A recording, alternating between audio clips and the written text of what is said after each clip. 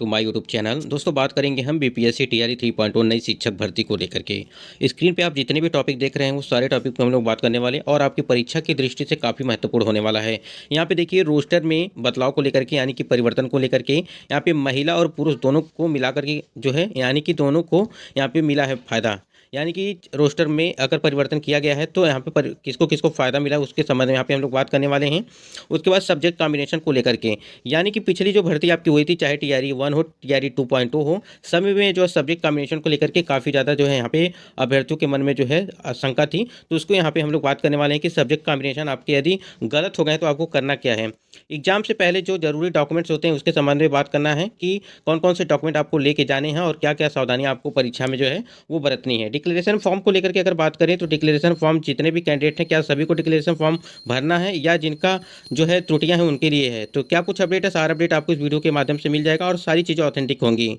अगर हम रोस्टर को लेकर के बात करें, आप स्क्रीन पे देख पा रहे हैं कि ये आपका जो रोस्टर दिखाई दे रहा होगा ये आपके पीआरटी के लिए रोस्टर जारी किया गया था जिसमें आपको 28,000 जो है 26 पद यहाँ पे रखे गए थे। उसके बाद यहाँ पे 19,645 पद जो है यहाँ पे 6 to 8 के लिए यहाँ पे पद रखे गए थे। अब यहाँ पे देखना ये है कि जो आपके पीआरटी के लिए और जो 6 to 8 के लिए यहाँ पे जो पद रखे गए थे उसमें जो है स्क्रीन पर आप देख पा रहे होंगे। यहाँ देखिए महिलाओं के लिए जो कोटिवार जो आरक्षण पद हैं इसमें क्या है और यहाँ पे आरक्षण जो कोटिवार पद है ये क्या है और जो क्षैतिज आरक्षण है उसको लेकर के क्या अपडेट है। सबसे पहले यहाँ पे हम लोग बात करेंगे, अगर यहाँ पे बात करें संख्या की तो 15,359 यहाँ पे पुरुषों के लिए यानी कि कोटिवार जो पद हैं और महिलाओं के लिए जो यहाँ पे दिया गया था वो आपको दिया गया था 12,667। तो इन दोनों को मिलाकर के यहाँ पे टोटल जो पद थे वो 28,026 पद दिए गए थे। देखिए जो हम आपको बताना चाहते हैं वो सबसे मेन इंपॉर्टेंट चीज़ ये है कि जो महिलाओं की जो क्षैतिज जो आरक्षण है और यहाँ पे महिला के आरक्षण जो कोटिवार पद हैं ये अलग अलग हैं। यानी कि ये जो पद देख रहे हैं और यहाँ पे जो पद देख रहे हैं ये आपको यहाँ पे जो ये 15,359 और 12,667 ये आपको ऐड करके देख दिया गया है जिसमें से आपको 28,026 पद ये हो रहे हैं। इसी प्रकार यहाँ पे आप देख सकते हैं 6 to 8 के लिए अगर बात करें तो 6 to 8 के लिए भी इसी प्रकार से यहाँ पे रखा गया था। स्क्रीन पर आप देखिए यहाँ पे देखिए यहाँ पे 11,007 ये हो गया और 8,638 ये हो गया। तो यहाँ पे दोनों का अगर मिलाकर के बात करें तो 19,645 ये आपके टोटल पद हो रहे थे। लेकिन यहाँ पे जो आरक्षण को लेकर के बात करें महिलाओं के लिए तो जितने भी कैंडिडेट की महिला हैं ये यहाँ पे देखिए अगर इस वाली कोटि की महिलाएँ ठीक है, अगर यहाँ पे मैं 12,667 पीआरटी के है महिला के लिए तो यहाँ पे महिलाओं की जो आपके पद हैं इसमें से अगर किसी भी वर्ग में महिला की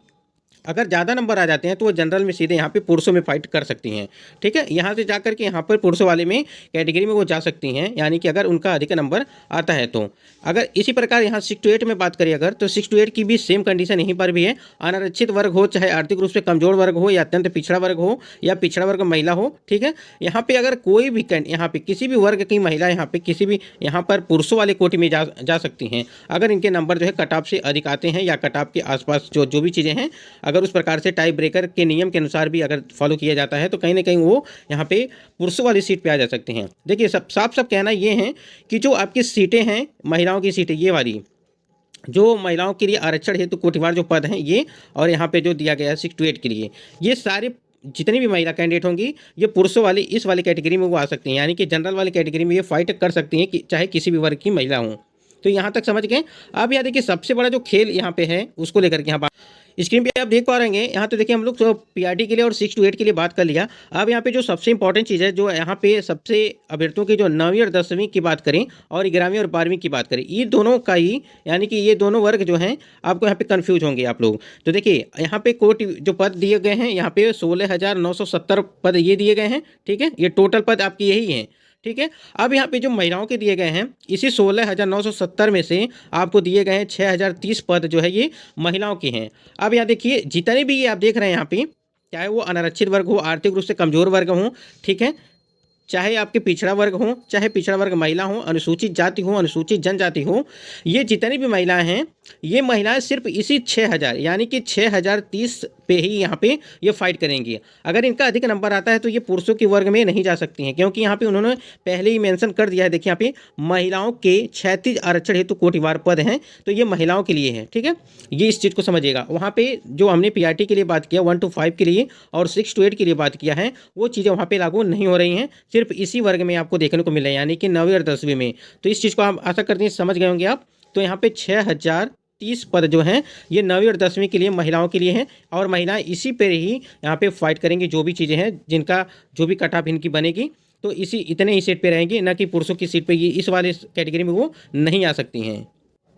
इसी प्रकार आप देख सकते हैं कि हमने 9वीं 10वीं देखिए 1 to 5, 6 to 8 और 9 to 10 की बात कर लिया। अब यहाँ पे 11वीं और 12वीं की बात करेंगे हम लोग। देखिए इसी प्रकार यहाँ पर भी दिया गया है 22,373 पद हैं आपकी 11वीं 12वीं में, और महिलाओं के क्षैतिज आरक्षण हेतु जो कोटिवार पद दिए गए हैं, सेम कंडीशन यहाँ पर भी लागू होता है, ठीक है। कहने का मतलब ये है महिलाओं का जितना भी सीट है सिर्फ महिला ही उस पर रहेंगी, ना ये महिलाएं पुरुष में जा सकते हैं ना पुरुष महिला में आ सकते हैं। तो ये जितने भी क्षैतिज आरक्षण जो कोटिवार पद हैं उस पर सिर्फ महिला ही कैंडिडेट रहेंगी।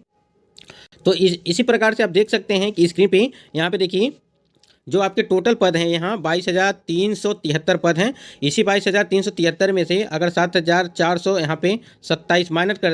कर देंगे तो यहाँ पे जो भी सीट होंगी यहाँ पे इस वाले वर्ग में यानी कि पुरुषों के वर्ग में होगी। अब बाकी 7,427 जो सीटें हैं वो उस पर महिलाएं हैं, महिलाओं के अलावा और कोई भी पुरुष वर्ग नहीं जा सकता है, ना महिलाएं इस वाले वर्ग में आ सकती हैं। इस चीज़ को आप लोग ध्यान दीजिएगा, काफ़ी कन्फ्यूजन था अभी तक दोनों वर्गों में। यानी कि देखिए 1 to 5 में और 6 to 8 सेम कंडीशन है, और 9 to 10 की अगर बात करें और 11वीं और 12वीं की बात करें तो कहीं ना कहीं ये दोनों सेम है, और ये दोनों में सेम है। जो कोटिवार जो क्षैतिज आरक्षण दिया गया है आपको इसमें दिया गया है, और जो कोटिवार पद दिए गए इस वाले में दिया गया है।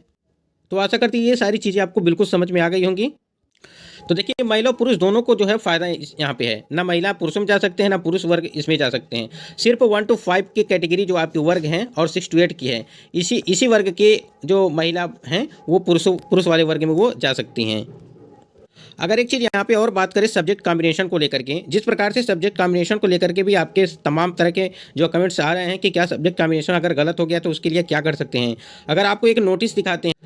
पिछला जब आपका बीपीएससी टीआरई 3.2 का जो परीक्षा कराया गया था, यहाँ पर देख सकते हैं लिखा हुआ है कि यहाँ पे टीआरई 2.2 का, और यहाँ पे सब्जेक्ट कॉम्बिनेशन को लेकर के यहाँ पे उन्होंने एक जो है नोटिस अपडेट किया था यहाँ पे 7/12/2023 को, और इस नोटिस में उन्होंने साफ साफ मेंशन किया था क्या, इसको देख सकते हैं यहाँ पे देखिए 6 to 8 वर्ग और 9वीं 10वीं से संबंधित वैसे अभ्यर्थी जिन्होंने सामाजिक विज्ञान विषय समूह का चयन किया है, वे इतिहास, भूगोल, अर्थशास्त्र, राजनीति शास्त्र में किसी 2 विषय का चयन करने में त्रुटि किया है तो उन्हें त्रुटि निराकरण हेतु दिनांक 7/12/23 तक जो है अंतिम अवसर प्रदान किया जाता है। यानी कि उनको जो है त्रुटि अगर किए थे आप लोग, कोई गलती थी तो आपको वहाँ पे जो सुधार करने के लिए यहाँ पे मौका दिया गया था, लेकिन जो टीआरई 3.2 है उसमें जो है सुधार के लिए आपको कोई भी मौका नहीं दिया गया है, और यही सबसे बड़ी जो है समस्या है। इसी की मांग हम लोग कर रहे हैं। यहाँ पर देखिए अगर उम्मीदवार द्वारा पार्ट या सेक्शन में इतिहास विषय का चयन किया गया है तो पार्ट सेकंड में जो है भूगोल, अर्थशास्त्र, राजनीति शास्त्र में से किसी एक विषय का चयन करेंगे, और अगर उम्मीदवार द्वारा पार्ट या सेक्शन फर्स्ट में भूगोल विषय का चयन किया गया है तो पार्ट सेकंड में जो है अर्थशास्त्र, राजनीति शास्त्र विषय में से किसी एक विषय का जो है वो चयन करेंगे। यहाँ पे उन्होंने साफ साफ ये चीज़ें मेंशन किया था कि अगर कोई भी त्रुटि है सब्जेक्ट कॉम्बिनेशन को लेकर के तो वहाँ पे आप त्रुटि को जो है सुधार कर सकते हैं, लेकिन इस वाली भर्ती में अभी तक इन्होंने कोई भी त्रुटि सुधार के लिए कोई भी मौका नहीं दिया है। हो सकता है कि आपको मौका मिले लेकिन परीक्षा होने के बाद, कभी कभी ऐसा भी यहाँ पे बीपीएससी के द्वारा देखने को मिलता है, अगर कोई त्रुटियाँ रहती हैं तो आपको जो है मौका परीक्षा के बाद जब आपके डॉक्यूमेंट वेरिफिकेशन किए जाते हैं उससे पहले जो है आपको दे दिए जाते हैं। तो आपको बिल्कुल टेंशन लेना नहीं है, बस आप लोग परीक्षा की तैयारी करते हैं। डिक्लेरेशन फॉर्म की बात करें अगर तो देखिए डिक्लेरेशन फॉर्म उन्हीं को भरना है यहाँ पे जिनके फ़ोटो में या नाम में यानी किसी में भी जो है नाम, पिता का नाम, माता का नाम में जो यदि कोई त्रुटि हो गया है, देखिए यहाँ पे अपना नाम, पिता का नाम और उसके बाद रजिस्ट्रेशन नंबर बनना है और अनुक्रमांक बनना है, फोटो यहाँ पे लगाना है और सिग्नेचर करवाना है, यहाँ पे साइन भी चाहिए। तो उनको बनना है जिनकी त्रुटियाँ हुई हैं उनके लिए है सिर्फ। डॉक्यूमेंट में क्या है कि एग्जाम से पहले जो जरूरी जो डॉक्यूमेंट है आपके आधार कार्ड, आई कार्ड, जो भी चीज़ें हैं, आधार कार्ड कंपलसरी, आप आधार कार्ड ले जाइएगा क्योंकि आपका जो एडमिट कार्ड के लिए वो चीज़ें निकाली गई हैं उसमें आधार कार्ड आपका मेंशन किया गया है कि आधार कार्ड आपको लेके जाना है, ठीक है। और भी आई कार्ड जो है ले लीजिएगा, यानी कि जो भी चीज़ें आपके पास हों, चाहे आपके पास ड्राइविंग लाइसेंस होगी, ठीक है, वोटर ID कार्ड होगा, आधार कार्ड होगा, ठीक है, ये सारी चीज़ें आपको लेके जाना है। बाकी फालतू सामान लेके नहीं जाना है। दोस्तों आशा करते हैं ये सारी चीज़ें आप बिल्कुल समझ गए होंगे रोस्टर को लेकर के, यानी कि जो भी परिवर्तन किया गया है, जिनको भी अभी तक समझ में नहीं आया था उसके बारे में। तो ये सारी चीज़ें सब्जेक्ट कॉम्बिनेशन के लिए हमने बता दिया आपको।